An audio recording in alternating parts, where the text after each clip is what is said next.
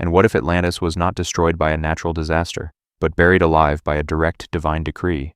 This question resonates in the depths like a forgotten secret that has slept under the waves for millennia. Most of us were taught to see this city as a simple legend created by the philosopher Plato. We were told that it was a moral tale about the pride and fall of an advanced but arrogant civilization. But there exists a terrifying possibility that completely changes our understanding of sacred history.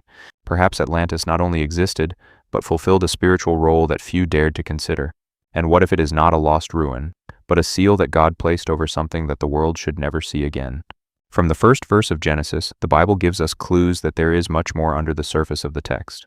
The scripture says that the earth was without form and void, and darkness was upon the face of the deep.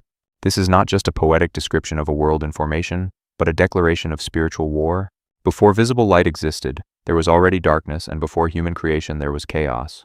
The Hebrew term used for abyss tahom, a word that carries an almost living weight in its original meaning, does not describe a physical hole, but a spiritual depth, a retention space where something dwells.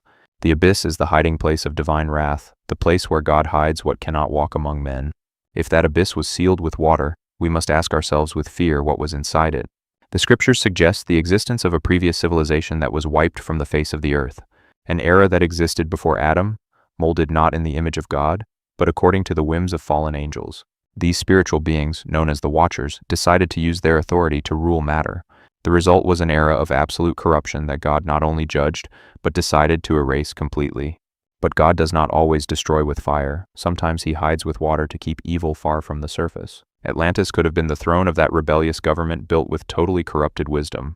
We are talking about spiritual technology and an angelic hierarchy that directly defied the order of heaven. It was sunk not by a geological chance, but by a spiritual decree that sought to contain its evil.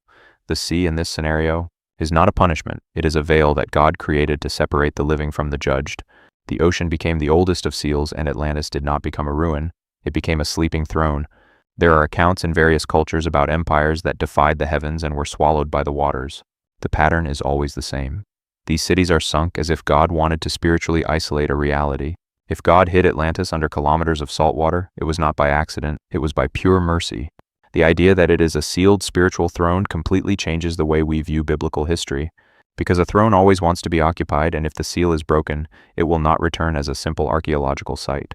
It will return as a system, as an influence, and as an invisible empire that seeks to retake its ancient domain. We are already seeing the signs of this return in the resurgence of ancient and occult philosophies. The modern fascination for Atlantean wisdom and sea cults are symptoms that something is moving below. The spirit of Atlantis is resurging and the sea is stirring as if the prison were giving way. God never stopped watching the abyss. For Genesis says that the Spirit of God hovered over the dark waters.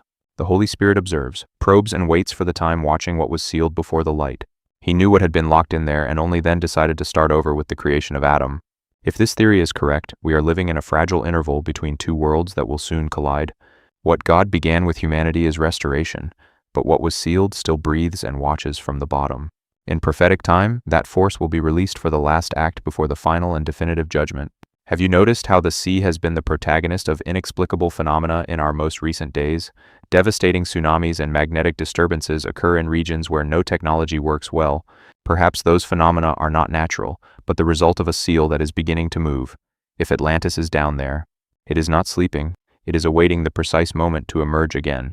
Because the throne that God sunk has not yet been destroyed, it was only sealed to protect the current creation. Before the flood, there was a throne in the world that did not belong to God, but to beings that stole glory. What does the Creator do with a throne built by fallen angels that corrupted his perfect creation? He does not destroy it immediately. He seals it under layers of water and darkness until the day of judgment. Many imagine that the flood was just a punishment for human corruption, but it was much more than that. That sea of waters was not just destruction. It was an act of containment to stop a spiritual invasion. When God decided to cover the earth with waters, he was sinking rebellious structures and entities. What he was burying were not just bodies, but a spiritual throne that had risen against his order. Under that perspective, Atlantis was the center of power built by the Watchers who descended. These angels took for themselves that which was never granted to them, and founded an alternative government. The Bible tells us in Genesis 6 that the sons of God saw the daughters of men and took them. From that forbidden act arose the Nephilim, the giants and the heroes of renown of antiquity. The text states that the whole earth was filled with violence due to the influence of these hybrid beings. What was supposed to be a celestial government became an absolute tyranny over material creation. Heaven was invaded by arrogance and the earth was suffocated by a corruption never seen before. Few consider where those beings inhabited and where they built their fortresses to reign as gods. Here enters Atlantis. Not as a poetic legend, but as the physical headquarters of that fallen empire. Plato described the city with concentric rings, separated by channels and filled with precious metals. And if that design were not just architectural, but a representation of a spiritual power structure. The center was the throne of the fallen, and the circles around were layers of containment and magical command. Atlantis would then be a blasphemous replica of the celestial throne, a forgery of the fallen angels. God responded to that affront by turning it into a prison, because what is sealed cannot rule. The Book of Enoch deepens this narrative, revealing that the Watchers asked for forgiveness without achieving it. God refused their request and determined their prison in dark and deep places, far from the surface. Enoch describes those prisons as mountains of darkness where neither time reaches nor fire illuminates. That place has all the characteristics of the abyss that is physically situated under the waters of the sea. If the Watchers were imprisoned there, their cities and their thrones were sunk along with them. God did not leave stone upon stone, but covered everything with water, because there are things that can only be contained. That is why Atlantis is not just an archaeological ruin, it is a seal with a precise spiritual location today. When we look at the bottom of the oceans, we find formations that science cannot explain. Submerged pyramids and geometric platforms seem to be vestiges of a throne that once ruled over the earth. They are petrified fragments of a power that was ripped from the scene before it consumed everything. A throne is a place of authority, and when it is removed it waits patiently to be occupied again. Atlantis represents the attempt to establish a domain without God, an alternative and dark Eden. For a time they managed to be worshipped, but God intervened drastically to close that cycle of rebellion. The flood prevented evil from continuing, but the biblical prophecy is clear. The seals are not eternal. Revelation 9 alerts us about a star that falls from the sky with the key to the bottomless pit. It opens the abyss, and from there come out creatures that are not symbolic, but beings that were sealed. If that abyss is the same one that is under the waters, then what is going to emerge is the system of Atlantis. It will not return as a city of stone, but as a spirit and a world order that defies God. The sea has always been seen as a symbol of mystery, but the Bible associates it with the abyss and darkness. In the second verse of the Bible, the Spirit of God hovered over waters that covered something previous. The disturbing question is, what was there before God pronounced the words, "Let there be light"? The text reveals that the abyss was not created during the reordering, but was already present there. The fact that the Holy Spirit hovered over it suggests that God was watching an active prison. In the Hebrew tradition, the word tehom describes a dimension of living depth and not a simple void. It is a womb of containment where something was placed not to interact with humanity again. Throughout the scriptures, the abyss appears always related to divine judgment and punishment. When the flood happened, the fountains of the great deep were broken to release the water from below. The waters that covered the world came also from the womb of the earth, from that dark prison. Those waters carried more than destruction. They were an exhalation of what was contained at the bottom. In the Revelation, the creatures that emerge have hybrid appearance and destructive behavior. They come from the same place where God sealed that which could no longer live among men. If the abyss is under the sea, the ocean functions as a liquid lid over an invisible prison. Atlantis would be the point of contact. The spiritual center built to exercise domain on earth was sunk as isolation, a throne that was sealed to cut its connection with the surface. The current problem is not what was done in the past, but what is trying to return now. The abyss is not silent. There are clear signs in the natural world that it is breathing again. The Bermuda Triangle could be a crack in the seal where the abyss breathes with more force. Science admits that more than 90% of the ocean remains unexplored by the human being. There are places that reject our presence where satellites fail and compasses go crazy. Perhaps they are spiritual defenses created by God to prevent man from accessing the forbidden. In the book of Job, God asks if man has entered into the springs of the sea or seen the bottom. These questions affirm that there are dimensions in creation that remain out of our reach. Proverbs 8 reveals that when God founded the earth, he also fixed the foundations of the abyss with precision. The abyss is an organized prison with structure, layers, sentinels, and gates that God designed. What we call Atlantis may be part of that structure, a spiritual anchor of one of the seals. Ancient wisdoms are being romanticized and occult philosophies are back in fashion. The cult of the sea grows and the discourse of oceanic consciousness becomes common in our culture. What was once seen as dangerous mysticism is now treated as modern spirituality and light. Behind those ideas there is a pattern and a breath that comes directly from the bottom of the marine abyss. Perhaps what is sealed no longer wants to hide and seeks to influence the surface subtly. It will not emerge with the appearance of a monster, but as light, healing, and wisdom to deceive the nations. What was placed in the abyss was not forgotten, only locked up until the right time arrived.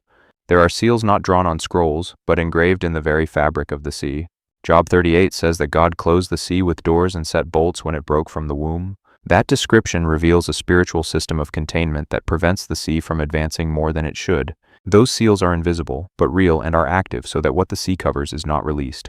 There are ancient realities and ongoing sentences that do not belong to our current time. When the flood happened, God sealed the spirits that corrupted creation irreversibly.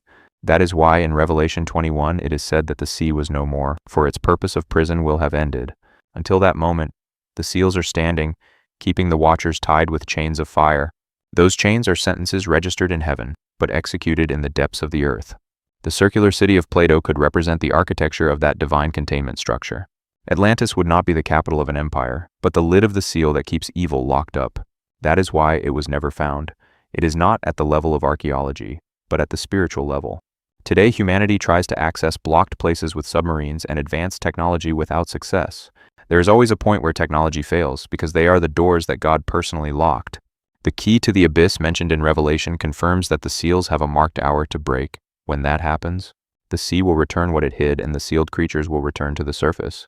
The world already feels that the seals are loosening with the return of interest in occult wisdoms. The spirit of Atlantis is not an entity with a defined form. It is an atmosphere of rebellion.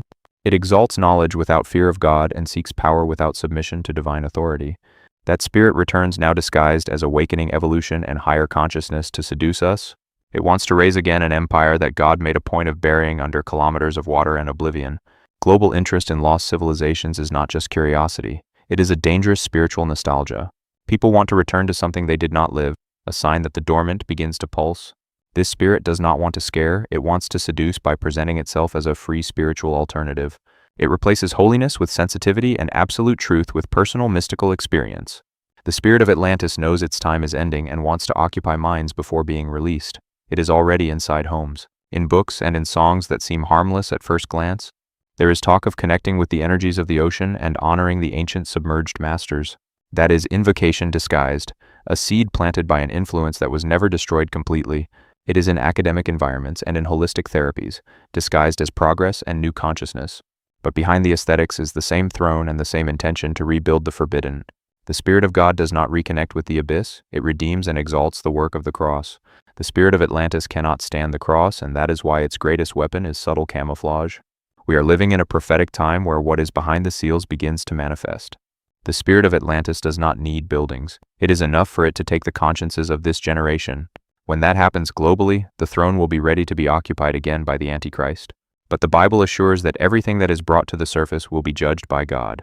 Before the judgment comes the exposure, and the world is being exposed to this ancient spirit. Enoch saw with his own eyes the place where the watchers were buried alive and recorded it. He spoke of prisons and seals long before humanity knew what was under the sea. The watchers descended, took wives and taught forbidden knowledge that accelerated evil. God decreed judgment, and Enoch was a witness to the prisons where these beings were thrown. He saw a dark valley and spiritual chains that bound the angels who sinned against God. That prison is linked to the deep regions that today we call the marine abyss. Atlantis may be the physical anchor that keeps the fallen where God sentenced them. Enoch prophesied that those seals would be broken and that ancient thrones would try to rise. He saw that the final days would be like those of Noah, full of mixture and spiritual arrogance. Today we call those beings ascended masters or architects, but they are the same fallen ones as always. The seal is going to break because the hour of final judgment on these rebellious entities has arrived. The sea will return the dead that are in it, and the hidden thrones will be exposed to the light. The spirit of Atlantis will return not to reign eternally, but to be judged definitively. The key to the abyss does not need to be made of metal. It can be the authority that man cedes to sin. Every time we seek occult power, we are turning that key and weakening the divine seal. The current obsession with the forbidden is the sign that the key is being used by this generation. The smoke of the abyss is already rising culturally through inverted values and false doctrines. The key is here, and the world is giving legality to the return of what was buried. It is not about knowledge. It is about spiritual authority and submission to the plan of God. The whisper of the throne is more seductive than the roar of the abyss, and that is why many will fall into deception.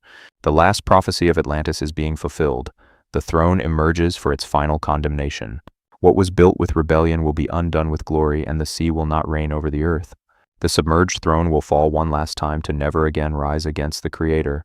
Subscribe now to discover what other secrets are about to emerge from the depths.